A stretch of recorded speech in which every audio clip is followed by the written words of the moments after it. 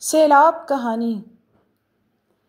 کسی پہاڑی چھوٹے سے گاؤں میں لوگ سکون سے رہتے تھے۔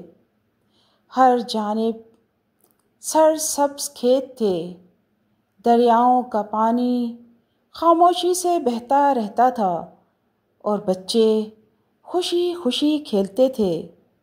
لیکن ایک دن آسمان پر بادل چھا گئے، بارش شروع ہو گئی، ہلکی ہلکی پھوار سے موسلا دھار بارش تک، اور پھر وہ بارش تھمنے کا نام ہی نہ لے سکی۔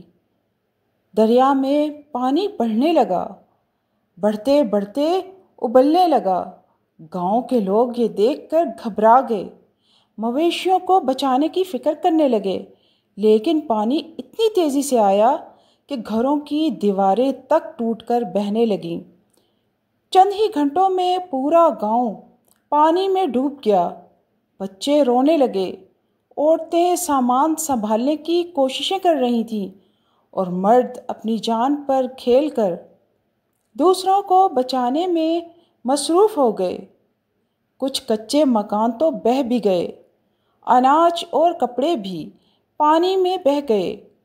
لیکن انہی لمحوں میں انسانیت کا ایک نیا رنگ نظر آ گیا۔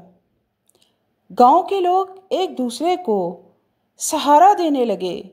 کسی نے کشتی بنائی، کسی نے لکڑی کے تختے پر بچوں کو بٹھایا، کوئی بزرگوں کو کندھے پر اٹھائے اٹھائے محفوظ جگہ لے جانے لگا۔